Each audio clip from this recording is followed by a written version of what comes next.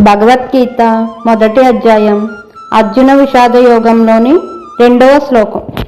సంజయ ఉవాచ దృష్ట్వా తు పాండవానీకం యోడం దుర్యోధనస్తదా ఆచార్యముపసంగమ్య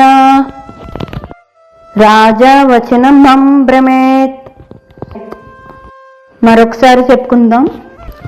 దృష్ట్వా తు పాండవానీకం యూఢం దుర్యోధనస్తదా ఆచార్యముపసంగమ్య రాజవచనమబ్రమేత్. భావం: సైనిక ఊహాత్మకంగా నిలిపి ఉన్న పాండవ సైన్యాన్ని చూసిన దుర్యోధనుడు తన గురువు ద్రోణాచార్యుని సమీపించి ఈ విధంగా పలికెను: